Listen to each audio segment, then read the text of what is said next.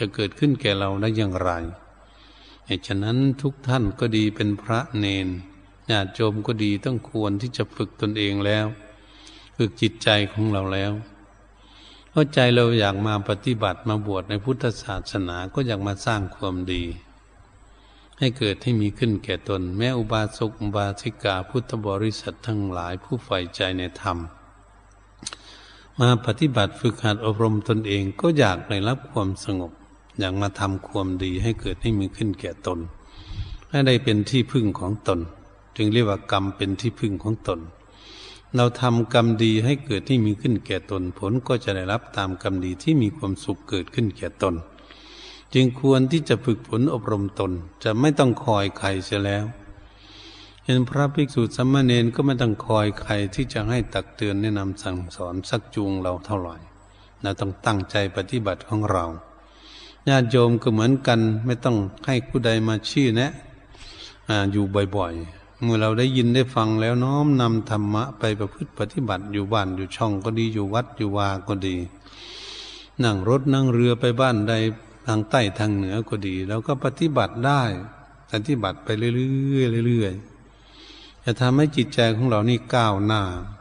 มีคุณธรรมทำให้จิตใจของเรามีที่พึ่งจิตใจมีที่พึ่งจิตใจก็มีความสุขที่เหมือนบุคคลที่มีบ้านที่จะหลับจะนอนเขาก็สบายมีรถมือเรือที่จะนั่งไปโน่นไปนี่เขาก็เกิดความสบายมีเงินมีทองมีที่พึ่งเงินทองก็ทำให้สบายนั่นก็เป็นอย่างนั้นวันนี้จิตใจของเราก็เหมือนกันถ้าหากเราฝึกฝนอบรมให้เขามีคุณงามความดีมีธรรมะเป็นที่พึ่งให้จิตใจของเรามีความฉลาดแล้วจิตใจก็จะพึ่งคุณงามความดีคือความฉลาดและความดีของเขาก็จะมีความสุขเรียกว่าวิหารธรรมเป็นเครื่องอยู่ของจิตใจบุคคลใดมีคุณงามความดีแม้จะทำทานการกุศลรักษาศีลเจริญภาวนาก็ดีบุคคลนั้นเขามีที่พึ่งเขามีที่พึ่งใจเขามีที่พึ่งเขาระลึกถึงคุณงามความดีเมื่อไหร่ว่าตนเองได้ทำบุญไว้ตนเองได้รักษาศีลเอาไว้ตนเองได้นั่งเจริญเมตตาภาวนาเอาไว้เขาก็จะปลื้มใจมีความสุขใจว่าเขามีที่พึ่งเพราะฉันนั้นเหมือนกันจิตใจของเราที่พากันฝึกฝนอบรมดีแล้วเขาก็มีที่พึ่งพึ่งบุญพึ่งกุศลพึ่งคุณงามความดีที่ตนฝึกฝนอบรมให้เกิดให้มีขึ้นแก่ตนควรที่ทุกคนจะขยันหมั่นเพียรไม่ต้องรอช้าไม่ลองรอปีนั้นปีนี้วันนั้นวันนี้เลยทีเดียวเพราะธรรมะคำสั่งสอนขององค์สมเด็จพระสัมมาสัมพุทธเจ้านั้นเป็นอากาลิโกไม่ประกอบด้วยการด้วยเวลาเหมือนผลไม้ต่างๆผลไม้ต่างๆก็ดีข้าวในนาก็ดีมันต้องปลูกมันต้องแก่ซะก่อนมันจะออกดอกออกรวงจึงจะแก่มีผลเกิดขึ้นต้นไม้ทุกชนิดก็เป็นอย่างนั้นแต่การฝึกฝนอบรมจิตใจของเรานั้นไม่ประกอบด้วยการด้วยเวลาอย่างนั้นบุคคลใดพากันฝึกฝนอบรมจิตใจให้สงบเป็นสมาธิเมื่อไหร่จะค่ำคืนดึกดื่นเศร้าสายหมายเที่ยงก็ดีในวันใดก็ดีก็ย่อมได้รับความสุขตามการตามสมัยตามเวลาของตนที่ฝึกฝนอบรมเอาได้ก็จะเกิดขึ้นแก่ตนทุกเวลาที่ตนเองฝึกเอาได้ก็ฉันนั้นเหมือนกันเหตุฉะนั้นพวกเราทั้งหลายควรที่จะขยันหมั่นเพียรตั้งหน้าตั้งตาพากันประพฤติปฏิบัติอย่างฝึกหัดตนเองให้เกิดมีความสุขที่ทุกคนพึงปรารถนาเอาไว้ถ้าเราฝึกฝนบ่อยๆเรื่อยๆเรื่อยๆความทุกข์ความเดือดร้อนวุ่นวายของจิตใจนะที่จิตใจที่ยังมารู้ทำให้เกิดทุกข์มันก็จะผ่อนคลายออกไปจิตใจมีความฉลาดเกิดขึ้นว่าอะไรทำให้เกิดทุกข์ทำให้ความวุ่นวายเกิดขึ้นในจิตใจใจมันก็จะวางมันก็ปล่อยมันก็ละทิ้งว่าเขาไม่ปรารถนาความทุกข์ความวุ่นวายเขาก็ต้องการแต่ความสงบแต่ความสุขแล้วก็ละความที่ทำให้เกิดทุกข์นั้นออกจากตัวของเขาเองฉะนั้นบุคคลที่ไปอยู่ที่สกปรกหรือเป็นเครื่องสกปรกติดตนติดตัวนี้เขาก็ต้องหนีจากก็ต้องไปอาบน้ำชำระกายของเขาที่ไหนมันเหม็นสาบเหม็นคาวสกปรกเขาก็ต้องเดินหนีเขาไม่ไปอยู่ในที่นั้นเพราะเราไม่ชอบในที่สกปรก เหตุฉะนั้นพวกเราก็เหมือนกันมาฝึกฝนอบรมจิตใจที่มันเศร้าหมองขุ่นมัวมีความทุกข์นั้นจิตใจไม่ปรารถนาจิตใจปรารถนาแต่ความสุขจิตใจก็ต้องละสิ่งที่มันทำให้เกิดทุกข์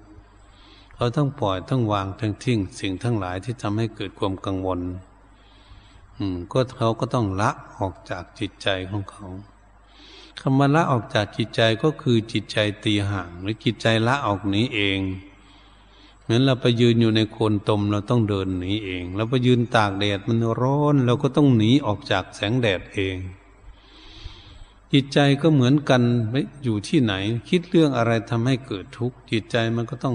รู้ว่าสิ่งนี้ทำให้เกิดทุกข์จิตใจก็ต้องละออกเองปล่อยวางละทิ้งไปไม่ปรารถนาไม่เยื่อใยด้วยในความทุกข์นี่เรามาฝึกจิตใจของเราอย่างนี้เพื่อจะให้จิตใจของเรามีความฉลาดจิตใจจึงจะสงบจิตใจจึงจะได้พบความสุขที่ทุกคนพึงปรารถนาเหตุฉะนั้นการเจริญเมตตาภาวนานี่ค่อยเป็นค่อยไปปฏิบัติไปเรื่อยๆอย่าใจร้อนเกินไปพระพุทธองค์ทรงสอนไว้ให้เดินสายกลางเดินสายกลางก็เหมือนแบบคนขับรถคนขับรถนี่ขั้นจับถนนอยู่ในกลางถนนแล้วขับที่เลี้ยวที่คดไปทางใดก็ดีไปตามกลางถนนรถย่อมไม่ตกถนนไม่เอียงซ้ายเอียงขวาไปเรื่อยๆเรื่อยๆได้ชั้นใดก็ดีบุคคลที่ฝึกฝนอบรมจิตใจก็ฉันนั้นเหมือนกันค่อยเป็นค่อยไปค่อยปฏิบัติค่อยฝึกหัดค่อยอบรมไปเรื่อยๆก็จะทำให้จิตใจของเราสงบเป็นสมาธิได้อย่างแนบแน่นมั่นคงเพราะเราฝึกฝนอบรมไปเรื่อยๆปฏิบัติเรื่อยๆนั่นเองไม่ใจร้อนเกินไปและไม่ซ่าเกินไปไม่ล่าซ่าเกินไปเดินก็ดีปฏิบัติไม่หย่อนเกินไปก็ไม่ตึงเกินไปให้พอดีพอดีเหมือนกับบุคคลเดินทางจะไปที่ไหนถ้าเราอยากถึงเร็วเราวิ่งเอามันก็เหนื่อยและล่มตายไปก่อนไม่ถึงสถานที่ตนเองพึงปรารถนาจะไปให้ถึงถ้าหากเราเกียจค้านเราไม่ก้าวขาอยากไปเฉยๆไม่ก้าวขาเดินไม่อยากไปมันไม่ไปมันเกียจค้านไม่ก้าวขามันก็ไม่ถึงที่เราจะไปเพราะความปรารถนาเฉยๆอยากถึงแต่ตนเองก็ไม่ก้าวขาสักทีไม่เดินไปมันก็ไม่ถึงชั้นใดก็ดีพระพุทธองค์จึงทรงสอนเป็นมรรคคือหนทางเดินให้สายกลางคำว่าเดินสายกลางนั้นเดินไปเรื่อยๆเดินก้าวขาไปเรื่อยๆเรื่อยๆมีขันติความอดทนไปเรื่อยๆเรื่อยๆบุคคลนั่นแลจะถึงจุดหมายปลายทางที่ตนเองพึงปรารถนาไว้ตนเองที่จะไปพระพุทธองค์ทรงสอนว่าอย่างนั้นพระพุทธองค์จึงทรงสอนมรรค8ศีลสมาธิปัญญาเอาไว้เป็นหนทางที่จะปฏิบัติให้ถึงความดับทุกข์ก็ต้องปฏิบัติเพราะเราอยากดับทุกข์ถ้าคนเดินทางไปถึงจุดหมายปลายทางที่ตนเองพึงปรารถนานะเขาจะรู้ว่าตนเองถึงแล้วมีความสุขอย่างไรเพราะตนเองปรารถนามาถึงที่นั้น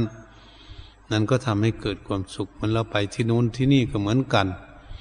ถ้าเราว่าจะไปที่โน้นที่นี่แต่เราไปถึงที่จริงๆแล้วนะเราจะสบายไหม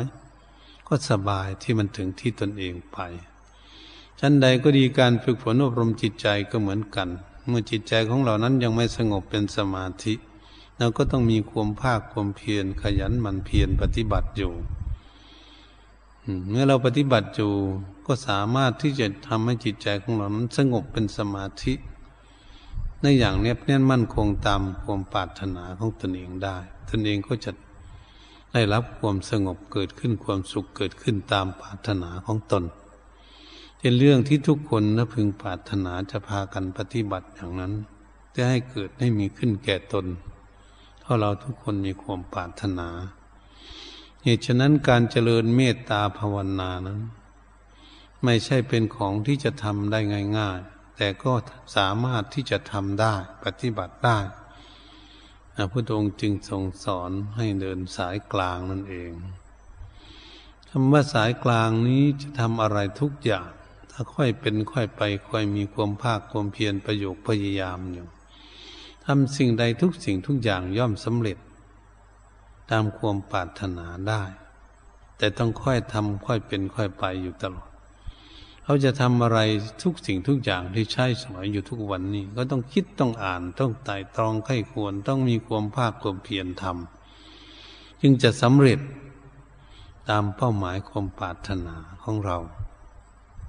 เหตุฉะนั้นพวกเราทั้งหลายที่มาเกิดสุดท้ายภายหลังก็ตาม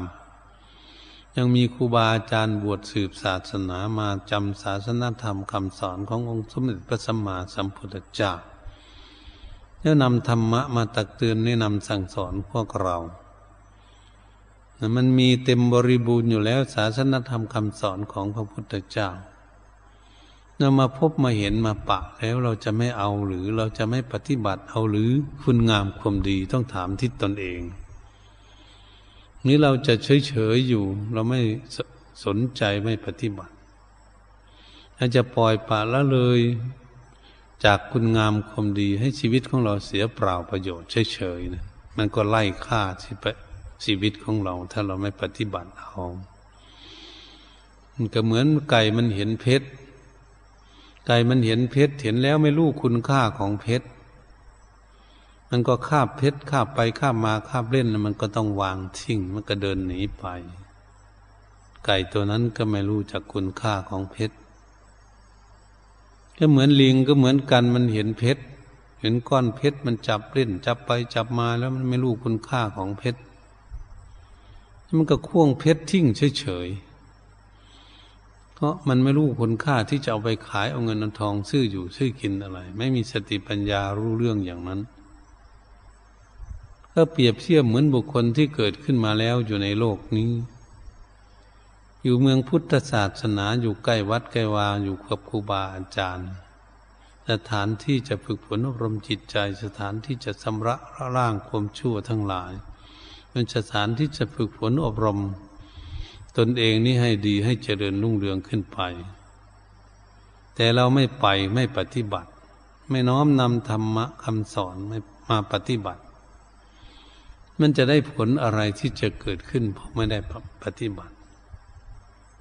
นั่นเป็นอย่างนี้เหตุฉะนั้นเราต้องพยายามที่จะว่า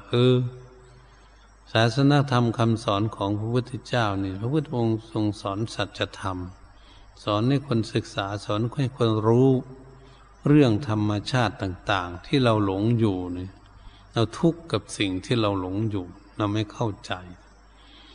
เราก็จะพยายามที่ศึกษาเรื่องที่เราไม่เข้าใจนี่จะให้เข้าใจให้ได้ตราบใดที่เราไม่เข้าใจในสิ่งที่เราหลงอยู่เราก็ไม่สามารถที่จะวางละสิ่งนั้นทิ้งได้นั่นก็ทำให้เกิดทุกข์ทั้งเราไม่ปรารถนาความทุกข์เราต้องการความสุขถ้าเราต้องการความสุขเราก็ต้องพยายามที่จะฝึกตนเองให้มีความสุขนี่เป็นจุดหมายปลายทางที่เราเป็นนักปฏิบัติจะฝึกหัดอบรมตนเองให้มีคุณงามความดีเกิดขึ้นต้องพากันขยันหมั่นเพียรจริงๆศึกษาปฏิบัติจริงจังแต่ทำเล่นๆมันก็ไม่เห็นของจริงสิเหมือนบุคคลทำอะไรทำเล่นๆทำหยุดทำหยุดอยู่เงิน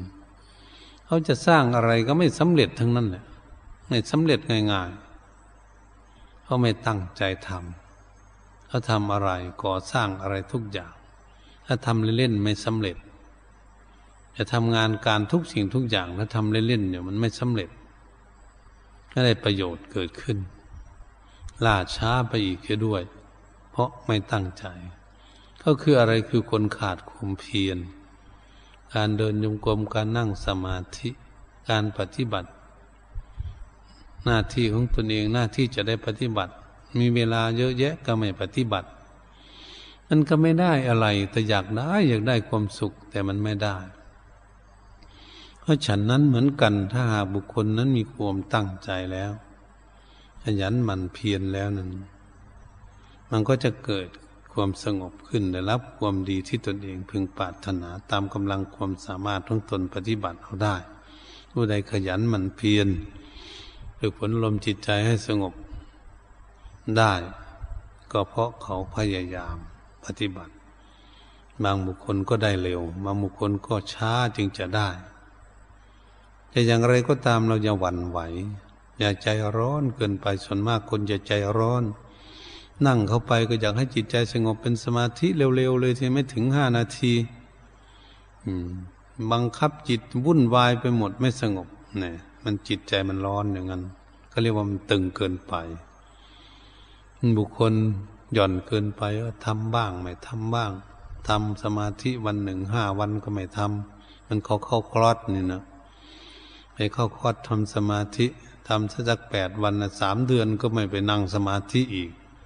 จิตมันก็ไปรอบโลกสิ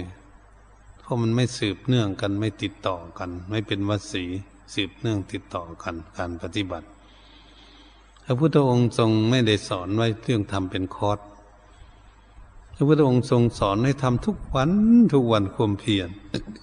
ปฏิบัติทุกวันเรายังมีลมหายใจเข้าออกอยู่ต้องปฏิบัติทุกวันนี่ทำความเพียรไม่ใช่จะเป็นคอร์สอย่างนั้น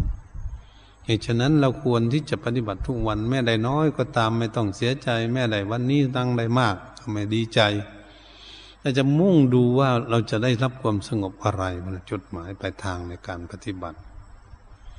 เรามุ่งดูอย่างนั้นเราฝึกหัดดูอย่างนั้น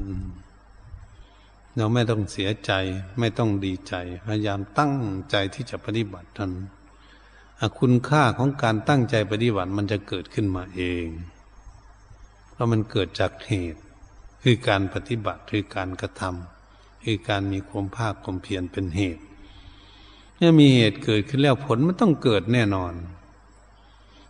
ผลมันก็คือเกิดขึ้นมาได้รับความสงบเป็นสมาธิเกิดขึ้นมาจากเหตุการปฏิบัติฝึกหัดอยู่ไม่หยุดปฏิบัติเรื่อยๆไปอยู่มันก็ผลมันก็จะออกมาคือจิตใจของเรานั้นก็จะสงบเป็นสมาธิได้ถ้าจิตใจสงบเป็นสมาธิได้เราก็ได้ที่พึ่งที่วันนี้ไอ้ที่พึ่งของจิตใจเนี่ยโอ้จิตใจได้ที่พึ่งแล้วสบายสงบบุคคลอื่นไม่สงบเขาวุ่นวายมีความสับสนทุกข์ยากลำบากหน้าตาเศร้าหมองก็เป็นเรื่องของเขาแต่เรานี่มันไม่เศร้าหมองมันขุ่นมัวแช่มชื่นเบิกบานจิตใจไม่เศร้าหมองจิตใจแช่มชื่นเบิกบานเพราะจิตใจมีที่พึ่งจิตใจได้รับความสงบเป็นสมาธิอยู่บ่อยๆแบบว่ายืนเดินนั่งนอนไปไหนจิตใจจะสงบไปเรื่อยๆอยู่ไม่เหมือนคนอื่นที่ความมีความวุ่นวายจึงเรียกว่าเรามีความตั้งใจฝึกจิตใจนี้ให้สงบให้เป็นสมาธิเกิดขึ้นได้ผลก็จะได้รับเกิดขึ้นเป็นของตนเราคิดดูแม่สามีภรรยาหรือญาติพี่น้องของเราทั้งหลายเพื่อนสาธมิกภิกษุสามเณรก็เหมือนกันถ้าหากเราฝึกได้แล้วก็มีความสุขคนที่ฝึกไม่ได้เขาก็วุ่นวายเขาก็ทุกข์อยู่เราแบ่งไม่ได้แบ่งกันไม่ได้เนี่ยสามีภรรยาก็เหมือนกันถ้าภรรยาฝึกฝนอบรมจิตใจให้สงบเป็นสมาธิเขาก็มีความสุขสงบสามีมันไม่ได้ฝึกมันก็ทุกข์ของมันวุ่นวายอยู่ท่านสามีฝึกฝนอบรมจิตใจของเขาให้สงบเป็นสมาธิเยือกเย็นอยู่ก็เป็นที่พึ่งของเขาส่วนภรรยานั้นไม่ฝึกฝนอบรมจิตใจสักทีจิตใจวุ่นวายจิตใจเศร้าหมองหงุดหงิดอยู่มันก็หงุดหงิดอยู่นั่นสิมันแบ่งกันไม่ได้มันเป็นสมบัติของใครของมันพี่น้องเพื่อนฝูงของเราก็เหมือนกันถ้าเราฝึกฝนอบรมจิตใจของเรานั้นสงบเราก็มีความสุขของเราองค์ไหนฝึกได้องค์นั้นก็มีความสุของค์ไหนฝึกไม่ได้ก็ยังวุ่นวายอยู่นั่นแบ่งกันไม่ได้มันเป็นหน้าที่เป็นกรรมเป็นของตนเป็นผลของตนเองที่จะทำให้เกิดให้มีขึ้นแก่ตนการฝึกฝนอบรมจิตใจเหตุฉะนั้นพวกเราทั้งหลายก็ควรพากันตั้งจิตตั้งใจขยันหมั่นเพียรฝึกฝนอบรมจิตใจของตนให้เกิดความร่มเย็นเป็นสุขให้มีความสงบสุขเกิดขึ้นตามกำลังความสามารถของตนค่อยเป็นค่อยไปค่อยใส่สติสัมปชัญญะควบคุมดูแลจิตใจของเราไปเรื่อยๆจะทำให้จิตใจของเราสงบได้เมื่อสงบแล้วเราก็จะพบความสุขโอ้อันนี้เป็นนิรมิตสุขสุขไม่อิงอมิตรสลัดสมบัติอะไรต่างๆเหมือนไม่มีทิ้งไปหมดเนี่ยแต่ก็ไม่ได้ทิ้งนะเหมือนกับทิ้งหมด ก็จะอยู่อารมณ์หนึ่งอารมณ์เดียวสบายสบายนี่เขาเรียกบางคนก็มีปิติแต่สบายเดี๋ยวปิติดับก็มีแต่สุขนี่สุขสบายก็ดูสุขอยู่นั่นสุขทำไมสบายจิตก็เป็นหนึ่งอยู่เป็นสมาธิเป็นสมาธิอยู่บ่อยๆบ่อยๆอยู่เรื่อยๆสงบเรื่อยๆจิตใจก็มีความสุขอยู่เรื่อยๆเรื่อยๆก็เรียกว่าจิตใจได้รับความสงบเหตุฉะนั้นก็ขอให้ทุกคนมีความตั้งจิตตั้งใจมุ่งมั่นพากันฝึกฝนอบรมจิตใจของตนเพื่อจะได้รับความสงบเกิดขึ้นแก่ตนผลท่านก็ได้ความสุขเป็นของตนตามทุกคนมีความพึงปรารถนาการเจริญเมตตาภาวนาได้รับผลรับประโยชน์ดังได้กล่าวมานั้น